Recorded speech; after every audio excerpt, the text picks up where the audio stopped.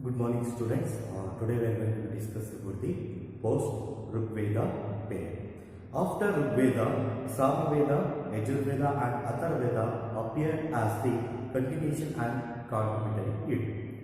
After Rigveda period ಆದ್ಮೇಲೆ we can see that Samaveda, Yajurveda and Atharvada Veda has the continuation ಮುಂದುವರಿದ ಭಾಗಗಳಾದವು and also they can give the continuation and also contribution also they can give to the society.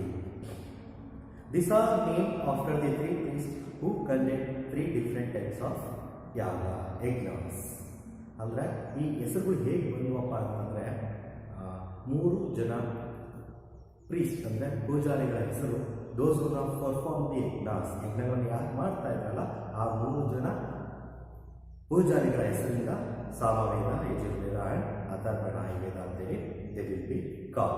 The first one Sama, that means here Udgatri, singer, Haduvarya, the one who recites Yajus, Sutras, and Atharvan, Angira, priest of Agni.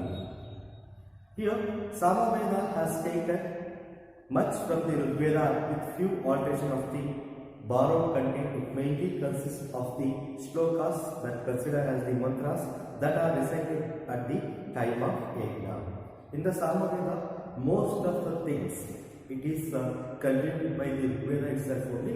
Someone ಅಂದರೆ ಕೆಲವೊಂದು ವಿಷಯಗಳು ಮಾತ್ರ ಬಾರೋ ಅಂದರೆ ಬೇರೆ ಕಡೆಯಿಂದ ತಗೊಂಡಿರೋದಾಗಿದೆ. Samaveda it is mainly consist of shlokas, that is what are going to be called as mantra. ಅಂದರೆ ಯಜ್ಞ ಯಾಗಾದಿಗಳನ್ನು ಮಾಡಬೇಕಾದ್ರೆ ಮಂತ್ರಗಳನ್ನು ಹೇಗೆ ಹೇಳ್ತಾರಲ್ವ ಪಠಿಸ್ತಾರಲ್ವ ಅದನ್ನು ಹೊಂದ್ಕೊಂಡಿದೆ. Next Yajurveda it have the two different types of text called black and white. Yajurvedadalli we can see two types of text. The first one is black, second one is white. The black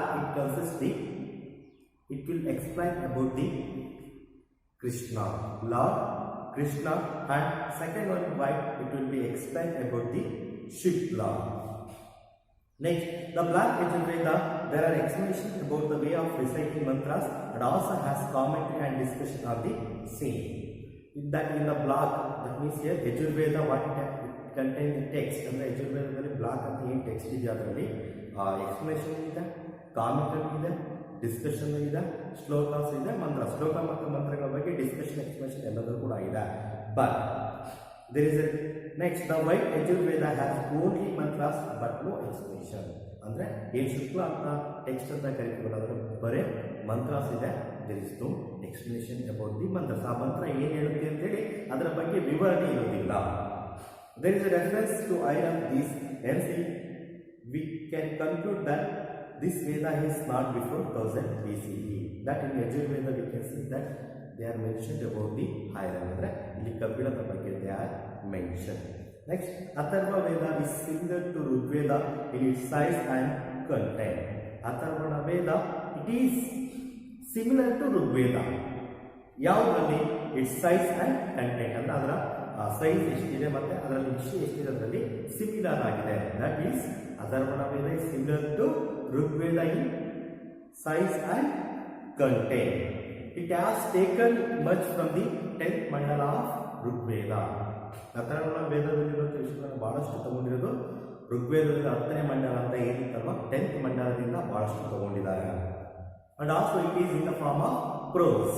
ಇಲ್ಲಿ ಯಾವುದೇ ಶ್ಲೋಕಾಸ್ ಇಲ್ಲ, ಮಂತ್ರಾಸ್ ಇಲ್ಲ, ಬಯೋಮಿಲ್ಲ, ಇದರಲ್ಲಿ ಗದ್ಯ ಭಾಗವನ್ನು pros form ಅಲ್ಲಿ ನಾವು ನೋಡಬಹುದು.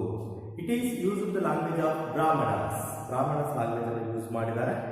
ದ್ಯಾಟ್ ಏನ್ಷಿಯಂಟ್ ಲ್ಯಾಂಗ್ವೇಜ್, ಹಳೆ ಏನ್ಷಿಯಂಟ್ ಲ್ಯಾಂಗ್ವೇಜ್ ಯೂಸ್ ಮಾಡೋದಕ್ಕಿಂತ ಏನ್ಷಿಯಂಟ್ ಲ್ಯಾಂಗ್ವೇಜ್ ಅನ್ನು ಯೂಸ್ ಮಾಡಿಲ್ಲ, ಬ್ರಾಹ್ಮಣಸ್ ಲ್ಯಾಂಗ್ವೇಜ್ ಅನ್ನು ಯೂಸ್ ಮಾಡಿದರೆ.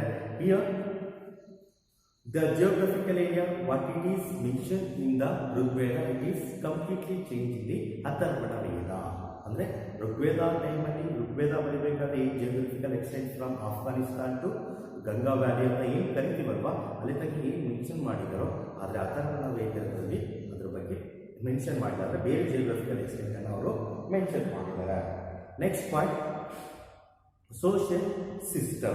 The four divisions of Brahmana, Kshatriya, Vaishya and Shudra that are found in the part of the Rigveda as part of Purusha Sutta incorporating certain changes became more strong. Here we can discuss in the Rigveda that according to the Purusha Sutta, that is Adi Purusha, from the mouth, Brahmana, from the shoulder, the Kshatriya things from Vaishya, and the feet we are going to be called the Bar, Shudras, they were born. Here also in the next, that is the post-Rigvedic period, they can mention about the clearly very strong Varna system we can see in the post-Rigvedic period. Here the Brahmins, they are getting the more importance in the societies.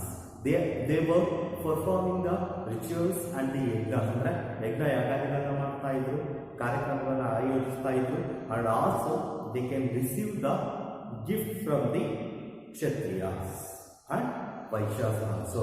What are the gifts they will be received from the Kshatriya and the Vaishyas means in the form of what they are going to be called as ಅಂದರೆ ಸಂಪತ್ತು ಅಂತ ಏನು ಕರೀತಾ ಇದ್ರಲ್ವಾ, ಹಸುಗಳನ್ನಾಗಿರ್ಬೋದು, ಭೂಮಿಯನ್ನು ಆಗಿರ್ಬೋದು. They are receiving the land, grant of land, they are receiving the cows, cattle, sheep, whatever it may be, they can receive the wealth from the Kshatriyas as well as Vaishyas. Next, Rajanya indicates the Kshatriya Varna. That means the Rajas, they are indicate the Kshatriya Varna. We are what we are going to be called as the soldiers. They are expert in archery. They are using the chariots to participating in the warfare, and also they are also getting the so much of importance because of that they are in the administration. That means they are in the politics. ಅಂದ್ರೆ ರಾಜಕೀಯವಾಗಿ ಆಡಳಿತಾತ್ಮಕವಾಗಿ ಅವರು importance ಆಗಿರೋದ್ರಿಂದ they are also getting the importance in the society. And also next we can see that the Vaishyas, that what are going to be called as merchants, ವ್ಯಾಪಾರಸ್ಥರು ಅಂತ ಏನು ಕರಿತೀವಿ. In the post-Rigvedic age, there is no clear mention about the Vaishyas. ಅಂದರೆ ಅವ್ರ ಬಗ್ಗೆ complete ಆಗಿ ವಿವರಣೆ ಇಲ್ಲ, ಅಲ್ಲಿ ಸ್ವಲ್ಪ ಇಲ್ಲ ಸ್ವಲ್ಪ. Here and there they are mentioned about the Vaishyas.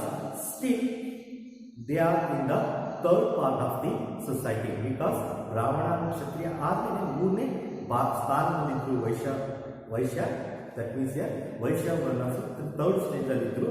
ಅವ್ರು still they are going to be known as the Aryans. ಅವ್ರು ಮೂರನೇ ಸ್ಥಾನದಲ್ಲಿ ಇದ್ರು ಕೂಡ ಅವ್ರನ್ನ Aryans ಅಂತ ಹೇಳಿ they will be considered.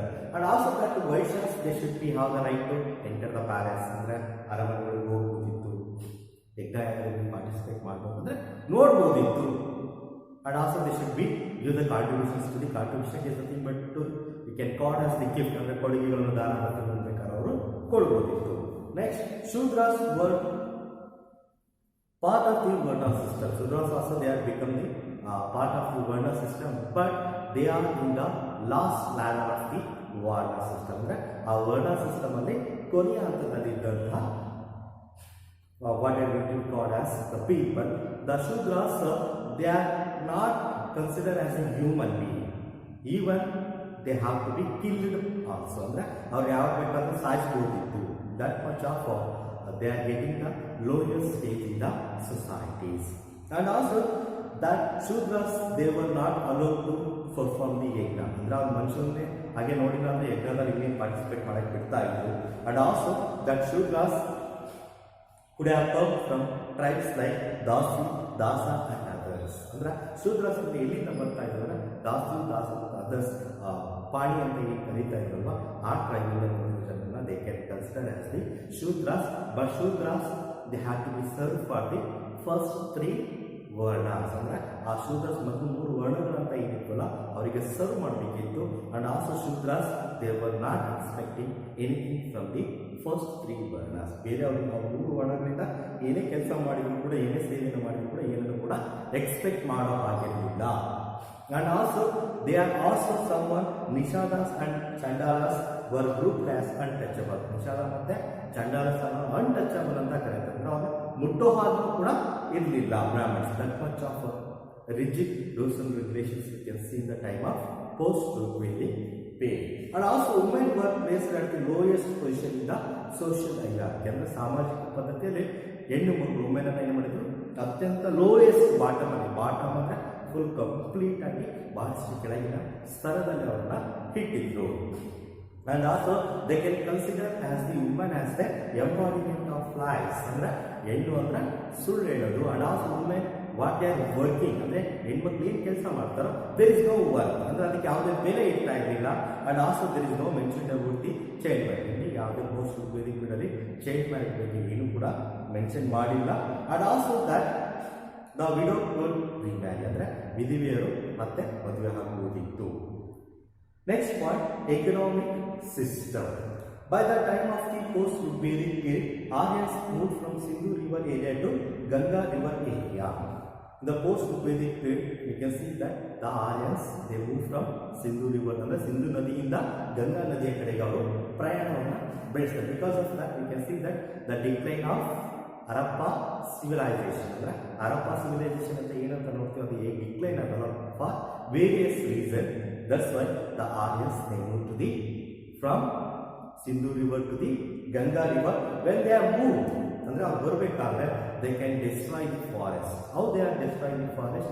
They can burn the forest ಅಂದ್ರೆ ಕಾಡನ್ನು ಸುಟ್ಕೊಂತ ಫಾರೆಸ್ಟ್ ಅನ್ನ ಕ್ಲಿಯರ್ ಮಾಡ್ತಾರೆ, and also they can convert to the agricultural land.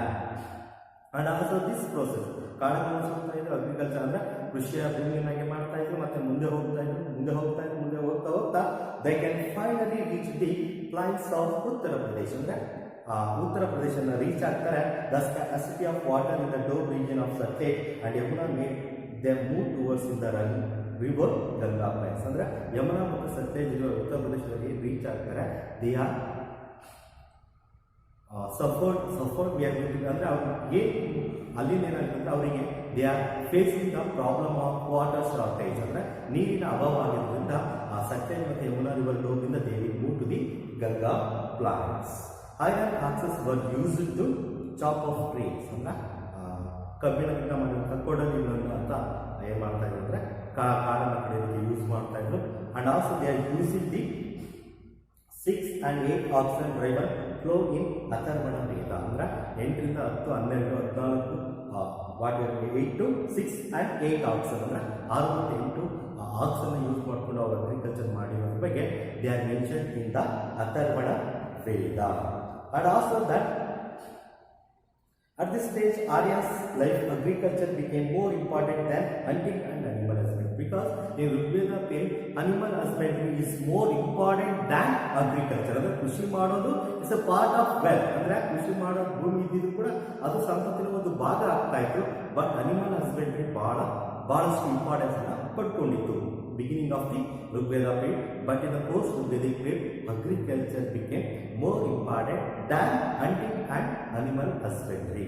ಅಂದ್ರೆ ಪ್ರಾಣಿಗಳನ್ನು ಸಾಕೋದು ಮತ್ತೆ ಬೇಟೆಯಾಡೋದಕ್ಕೆ ಅವರಾಗಿತ್ತಂದ್ರೆ ಕೃಷಿ ಚಟುವಟಿಕೆಯನ್ನ ಮಾಡೋದಾಗ್ತಾ ಇತ್ತು. ಹೂ ಹೆವರ್ ಅಂದ್ರೆ ಯಾರಾದರೂ those who are not involved in the agricultural work, that person is going to be called as the Vetras or outsider. ಅಂದ್ರೆ ಕೃಷಿ ಚಟುವಟಿಕೆಗಳನ್ನು ಯಾರು ಮಾಡ್ತಾ ಇರಲಿಲ್ಲ, ಆ ಚಟುವಟಿಕೆಗಳಲ್ಲಿ ಯಾರು ಭಾಗವಹಿಸ್ತಾ ಇರಲಿಲ್ಲ ಅವ್ರನ್ನ ವೇತ್ರಾಸ್ ಅಥವಾ ಔಟ್ಸೈಡರ್ ಅಂದ್ರೆ ಹೊರಗಿನವರು ಅಂತೇಳಿ they can consider.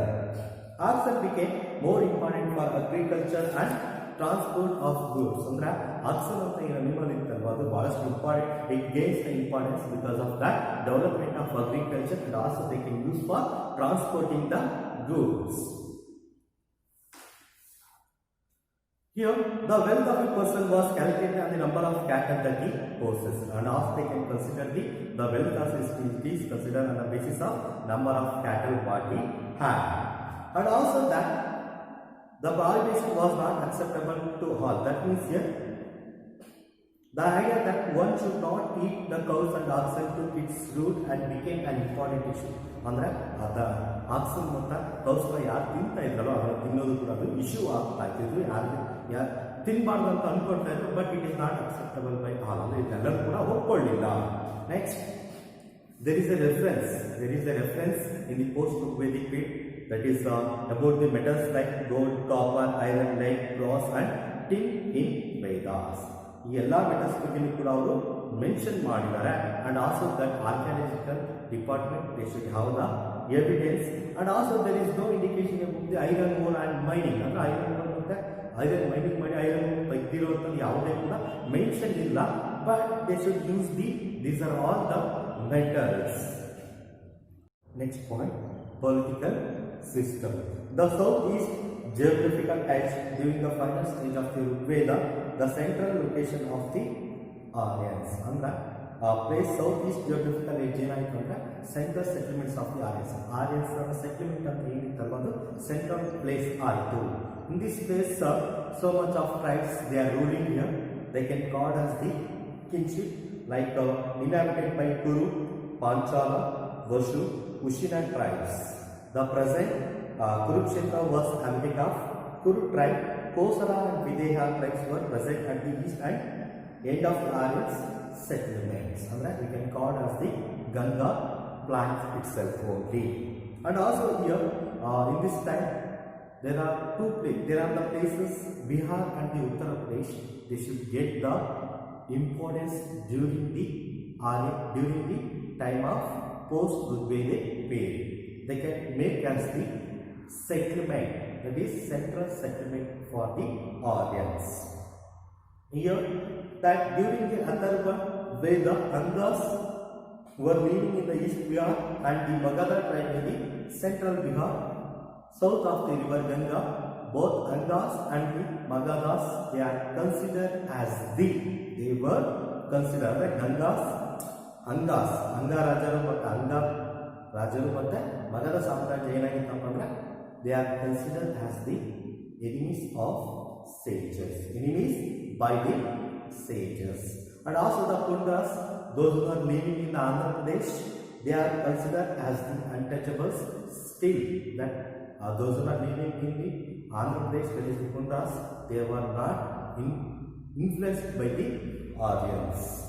Next, the arrival of Indo-Aryans to the banks of river Ganga and Trilanians at the Indian border and the West Punjab due to their invasions. The arrival of Indo-Aryans. The Indo-Aryans, they came to the banks of the river Ganga. The Vedic tribes with superior archery and chariots ruled over the local tribes living on the banks of river Ganga. They are Indo-Aryans, they are very expert in the archery. That's why they are having the chariots, use ಮಾಡ್ಕೊಂತ they can own the local tribes. It shows that the usage of iron after 800 BC has supported this victory. ಅಂದ್ರೆ ಅವರು ಯುದ್ಧದಲ್ಲಿ ಕಬ್ಬಿಣವನ್ನು ಅಂದರೆ bill ಬಾಣಗಳಲ್ಲಿ chariots ಅಂದರೆ use ಮಾಡೋದ್ರಿಂದ ಅವರಿಗೆ ಅಂದರೆ ಈ ಯುದ್ಧದಲ್ಲಿ ಗೆದ್ದಿದ್ದ ಏನು ಬರ್ತಂದ್ರೆ ಅವರು ಐರನ್ ಯೂಸ್ ಮಾಡ್ತಾ ಇದ್ರು ಅಂತ ಹೇಳಿ we can understand that. And also that the improved military power of Vedic tribes helped them to extend their geographical limits. Here the Vedic tribes we can see the improved military power. ಅಂದರೆ ಯುದ್ಧದಲ್ಲಿ ಅಂದರೆ ಸೈನ್ಯದಲ್ಲಿ ಬಹಳಷ್ಟು ಬದಲಾವಣೆ ಅಂದರೆ ಬಹಳಷ್ಟು improved ಆದ ನಂತರ ಏನಾಯಿತು, it will be extend the geographical ಅಂದರೆ ಭೌಗೋಳಿಕವಾಗಿ ವಿಸ್ತರಣೆ ಏನಂದರೆ ತಮ್ಮ ಸಾಮ್ರಾಜ್ಯವನ್ನು ವಿಸ್ತರಣೆ ಮಾಡೋದಕ್ಕೆ it will be help. And also in this time the powerful kingships emerge. ಅಂದರೆ ರಾಜರು ಬಹಳಷ್ಟು ಪವರ್ ಆಗಿ ಬರ್ತಾರೆ. A king describe in Atharvana Vedas as the one who rules all is like a god in human form. ಅಂದರೆ ರಾಜರನ್ನು ಏನಂತ ಕರೀತಾರೆ, ಮನುಷ್ಯ ರೂಪದ ದೇವರು ಅಂತೇಳಿ ಕರೀತಾರೆ. ದೇವರು ರಾಜನ ರೂಪದಲ್ಲಿ ನಮ್ಮನ್ನ ಆಳೋದಕ್ಕೆ ಬಂದಿದ್ದಾನೆ ಅಂತೇಳಿ they will be consider. And also the king is going to be consider as equal to god.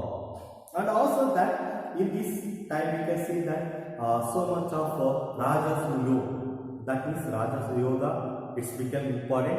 And also that the king, if he is powerful, they can perform the Ashwamedha Yaga. ಅಂದ್ರೆ ಅಶ್ವಮೇಧ ಯಾಗವನ್ನು ಯಾರು ಮಾಡ್ತಾ ಇದ್ರು ಆ ರಾಜ ಬಹಳಷ್ಟು ಬಲಿಷ್ಠ ಮತ್ತೆ ಬಹಳಷ್ಟು we can consider as the very strong king.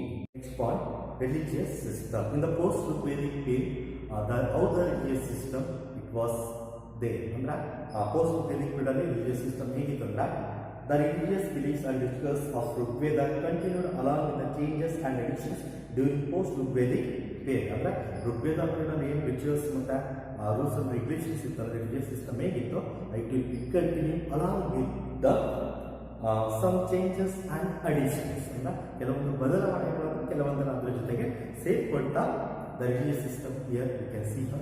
And also that the Rigveda period there is no domination of Lord Vishnu and Lord Shiva. That means we can call as the Rudra and Vishnu Lord. But here in the post-Vedic faith, we can see the dominance of the Lord Vishnu and Lord Shiva. That we can call as the Rudra.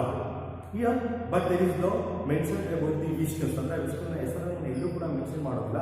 But the Lord Vishnu and the Shiva, they should get so much of importance during the post-Vedic period. And also that the mythology, in the mythology, they will mention about the Lord Vishnu, Dashavatara, Shivana, Ishtavatara, they will be mentioned. They believe that what will happen, what will perform the yajnas and the rituals. ನಾವೇನು ಯಜ್ಞ ಯಾಗಗಳನ್ನು ಮಾಡ್ತಾ ಇದೀವಲ್ಲ ಅದರ ಆಧಾರದ ಮೇಲೆ ಇಷ್ಟು ಬದಲಾವಣೆಗಳಾಗುತ್ತೆ ಅಂತೇಳಿ the Brahmins believe that in Upanishads new concepts like ಕರ್ಮ and rebirth of ಸೋಲ್. ಅಂದ್ರೆ ಆ ಉಪನಿಷತ್ತುಗಳಲ್ಲಿ ಏನು ಮೆನ್ಷನ್ ಮಾಡಿದ್ರೆ ನಾವು ಕರ್ಮ ನಾವೇನನ್ನ ಕೆಲಸವನ್ನು ಮಾಡ್ತೀವೋ ಅದರ ಆಧಾರದ ಮೇಲೆ ರಿಬರ್ತ್ ಆಫ್ ಸೋಲ್ ಮತ್ತೆ ಆತ್ಮದ ಪುನರ್ಜನ್ಮ.